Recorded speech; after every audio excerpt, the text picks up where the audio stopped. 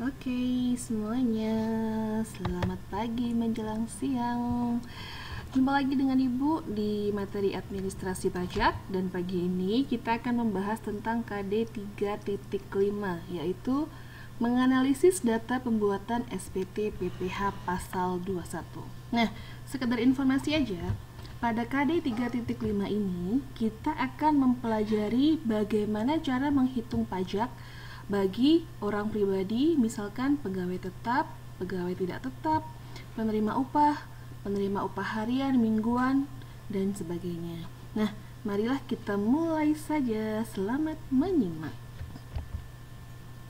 Nah, ada 6 hal atau 6 poin yang akan kita pelajari di slide atau video kali ini. Yang pertama, tentu sebelum membahas ke yang lebih dalam lagi, kita harus tahu dulu pengertian dari penghasilan itu apa, pajak itu apa, dan pajak penghasilan itu apa. Yang poin kedua ada subjek pajak penghasilan, pasal 21 itu siapa saja. Yang ketiga, penerima penghasilan yang tidak dipotong PPH pasal 21 itu siapa aja. Jadi penghasilan itu ada yang dipotong PPH 21 dan ada juga yang tidak dipotong PPH pasal 21. Nah, yang keempat, kita akan mempelajari tentang siapa saja pemotong PPH pasal 21. Selanjutnya, hak dari pemotong PPH pasal 21, dan selanjutnya atau yang terakhir ada kewajiban pemotong PPH pasal 21. Mari kita mulai dulu dengan penghasilan, pajak, dan pajak penghasilan itu definisinya seperti apa. Baiklah Ananda sekalian, Ibu sih sebetulnya bertanya-tanya ya, Ananda masih ingat nggak pajak itu apa? Ada yang ingat gak? Oke, pasti masih ingat ya. Baiklah, pajak itu adalah iuran rakyat kepada kas negara berdasarkan undang-undang atau dapat dipaksakan dengan tidak mendapatkan jasa timbal yang dapat langsung dirasakan dan digunakan untuk membiayai pengeluaran umum. Nah, dari pengertian ini ada beberapa poin yang bisa kita rangkum bahwa pajak itu, dia ciri-cirinya adalah yang pertama, iuran rakyat kepada negara berdasarkan undang-undang, jadi sifatnya dapat dipaksakan.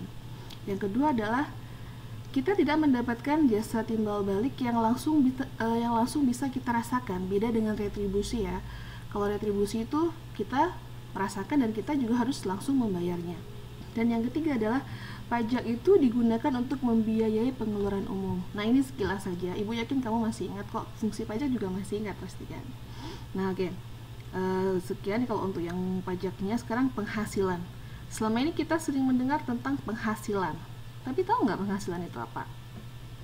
Oke, silakan dibuka bukunya. Baiklah, penghasilan itu merupakan setiap tambahan kemampuan ekonomis yang diterima atau diperoleh wajib pajak, baik yang berasal dari Indonesia maupun luar Indonesia, dipakai untuk konsumsi atau menambah kekayaan wajib pajak yang bersangkutan dengan nama dan dalam bentuk apapun. Kita lihat ya, setiap tambahan kemampuan ekonomis yang diterima wajib pajak, baik yang berasal dari Indonesia maupun luar Indonesia, jadi sumbernya bisa dari Indonesia, bisa juga dari luar Indonesia. Digunakan untuk apa penghasilan tersebut? Digunakan untuk konsumsi ataupun menambah kekayaan wajib pajak yang bersangkutan. Oke, selanjutnya.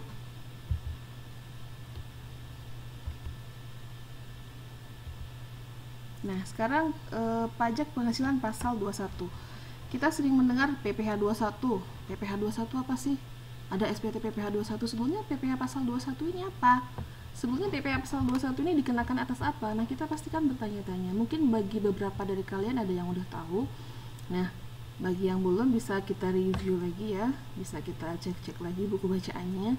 Jadi pajak penghasilan pasal 21 itu adalah, atau yang biasanya disingkat dengan PPH pasal 21, itu adalah pajak atas penghasilan berupa gaji, upah, honorarium, tunjangan, dan pembayaran lain yang diterima atau diperoleh wajib pajak orang pribadi dalam negeri sehubungan dengan pekerjaan atau jabatan, jasa, dan kegiatan. Nah, nampak nih ya kalau udah kayak gini.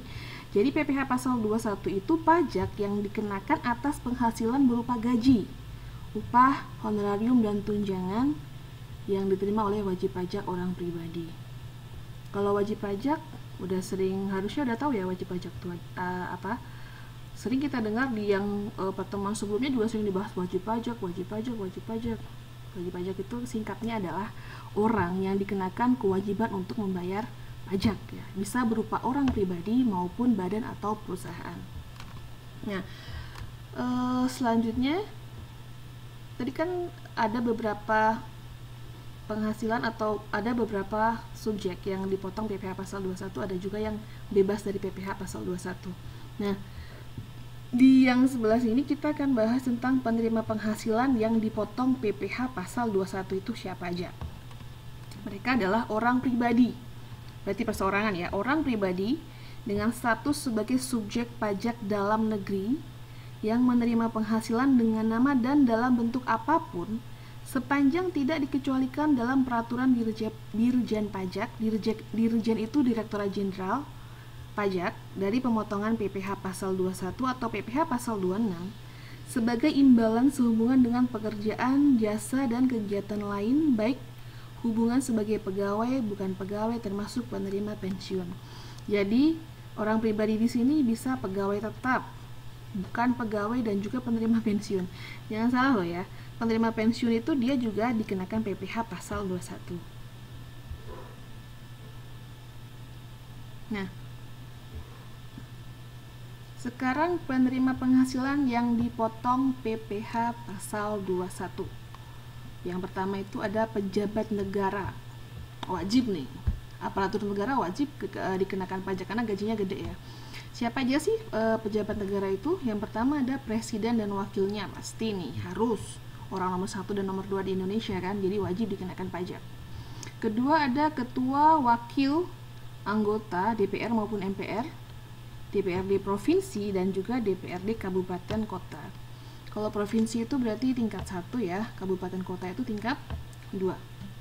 Selanjutnya ada ketua dan wakil ketua Badan Pemeriksa Keuangan atau disingkat BPK. Next ada ketua, wakil ketua muda, hakim Mahkamah Agung atau MA. Selanjutnya ada ketua dan wakil Dewan Pertimbangan Agung atau DPA, menteri dan menteri negara, jaksa agung, gubernur dan wakilnya, serta kepala daerah ya, bisa bupati dan wakil bupati, wali kota dan wakil wali kota. Kalau bupati itu dia yang memimpin di kabupaten ya. Kalau wali kota itu berarti yang memimpin di kota. Misalkan Pekanbaru dipimpin oleh wali kota. Terus Indragiri Hilir atau misalkan Rohul itu dipimpin oleh seorang bupati. Nah, itu yang A, yang pejabat negara. Yang kedua itu adalah yang B, ada PNS, pegawai negeri sipil baik pusat maupun daerah, dan juga pegawai negeri sipil lainnya yang ditetapkan berdasarkan peraturan pemerintah. Yang ketiga ada pegawai, seperti yang udah Ibu singgung tadi di depan, pegawai. Ada pegawai tetap, pegawai tidak tetap, pegawai dengan status wajib pajak luar negeri, dan juga tenaga lepas. Selanjutnya ada penerima pensiun, penerima honorarium, penerima upah harian, upah mingguan, upah borongan, dan juga upah satuan. Oke, nanti yang kita hitung, yang sering kita hitung pajaknya biasanya itu adalah pertama PNS ya, yang kedua itu adalah pegawai, biasanya pegawai tetap yang ada di perusahaan. Habis itu ada juga penerima pensiun, terus ada juga pegawai harian lepas, berarti dia menerima upah harian, upah mingguan, upah borongan, dan upah satuan. Nanti itu perlakuan pajaknya atau perhitungan pajaknya akan berbeda-beda. Ada beberapa poin yang menyebabkan perhitungan pajak untuk pegawai tetap dan juga pegawai harian, mingguan, dan satuan itu beda. Nanti kita simak di video yang selanjutnya. Sekarang kita masih teorinya dulu. Lalu, nah, kalau tadi itu penerima penghasilan yang dipotong PPh pasal 21. Nah, yang ini adalah penerima penghasilan tapi dia nggak dipotong PPh pasal 21. Siapa aja mereka? Yang pertama, pejabat perwakilan diplomatik dan konsulat negara asing. Berarti biasanya duta besar ya, dubes dari negara asing yang ada di Indonesia, dan juga konsulat jenderal yang ada di Indonesia. Syaratnya apa mereka nih? Yang pertama pasti bukan warga negara Indonesia. Yang kedua, Di Indonesia, dia tidak menerima penghasilan lain di luar jabatannya sebagai perwakilan diplomatik atau konsulat. Yang ketiga, negara yang bersangkutan memberikan perlakuan timbal balik terhadap orang kita yang ada di sana.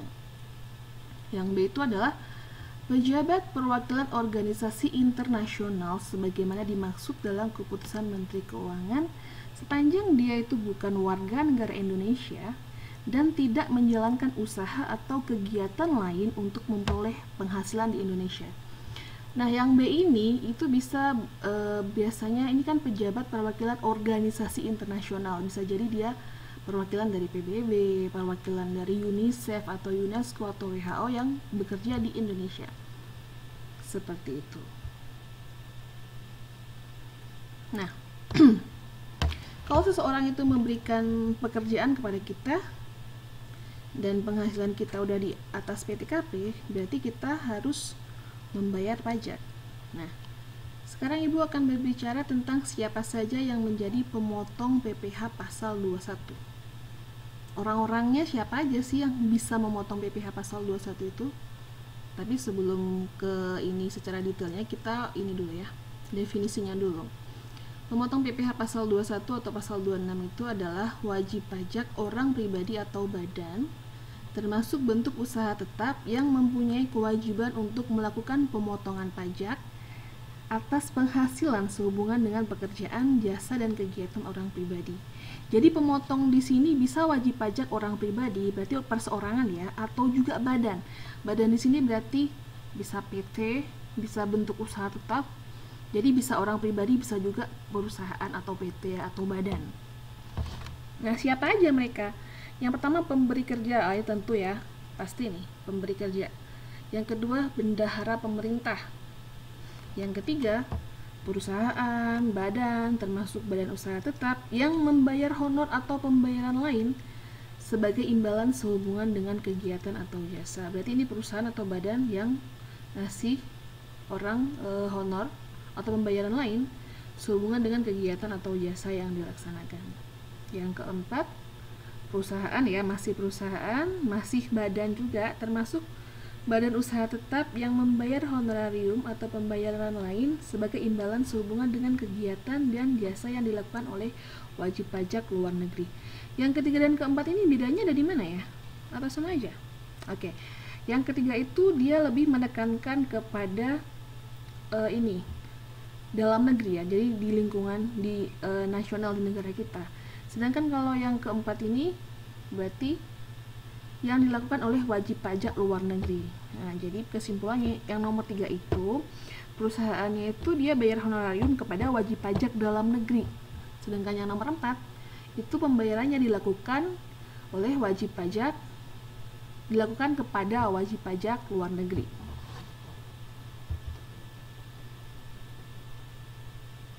Nah, jadi pemotong PPh pasal 21 itu dia nggak bisa seenaknya aja memotong pajak orang ya tanpa melakukan atau tanpa mengetahui hak dan kewajibannya.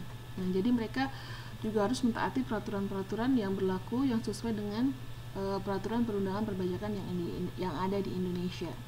Kita bicara tentang haknya dulu. Ini adalah berarti hak-hak atau apa aja sih yang boleh dilakukan oleh pemotong PPh pasal 21. Yang pertama itu adalah mereka bisa mengajukan permohonan perpanjangan jangka waktu penyampaian SPT. Jadi mereka berhak mengajukan permohonan perpanjangan jangka waktu penyampaian SPT. SPT apa? Ini kita pelajari di KD yang sebelumnya loh. SPT itu adalah surat pemberitahuan. Oke, fungsi SPT apa nak? Nggak ingat Bu? Oke lah kalau gitu baca lagi materi yang kemarin ya. Yang kedua, memperhitungkan kelebihan setoran PPh pasal 21. Yang ketiga, memperhitungkan kelebihan setoran pada SPT tahunan. SPT tahunan itu berarti surat pemberitahuan tahunan. Bu, saya pernah dengar tuh Bu ada SPT masa. SPT masa itu apa ya Bu? Masa itu di sini artinya bulanan. Berarti kalau SPT masa itu SPT yang dilaporkan per bulan. Kalau SPT tahunan Bu, berarti per tahun alias 12 bulan. Yang keempat, pemotong PPh pasal 21 berhak membetulkan sendiri SPT-nya, tetapi harus melalui pernyataan tertulis yang akan diserahkan ke kantor pajak tempat mereka berdomisili. Yang kelima, mereka berhak mengajukan surat keberatan kepada Dirjen Pajak mengenai SKPKB, surat ketetapan pajak kurang bayar, surat ketetapan pajak kurang bayar tambahan, surat ketetapan pajak lebih bayar, dan juga surat, itu kebalik tuh ya, sebetulnya SKPN tuh, bukan SPKN tuh, tapi SKPN, surat ketetapan pajak nihil. Ini nih, surat-surat ini udah kamu download nih, udah juga ibu kasih nilainya kemarin di classroom. Yang keenam, mereka berhak mengajukan permohonan banding secara tertulis dalam bahasa Indonesia yang dengan alasan yang jelas kepada Badan Peradilan Pajak terhadap keputusan mengenai keberatan yang ditetapkan oleh Direktur Jenderal Pajak. Oke, kalau misalkan ada yang ini berhubungan dengan poin kelima nih. Yang poin kelima kan mereka berhak mengajukan keberatan kepada Dirjen Pajak. Kalau misalkan nggak direstui atau nggak diloloskan, mereka bisa mengajukan banding secara tertulis kepada Badan Peradilan Pajak. Jadi kalau keberatan kita nggak ditanggepin, kita bisa mengajukan banding secara tertulis kepada Badan Peradilan Pajak. Selanjutnya ini yang terakhir ya, kewajiban.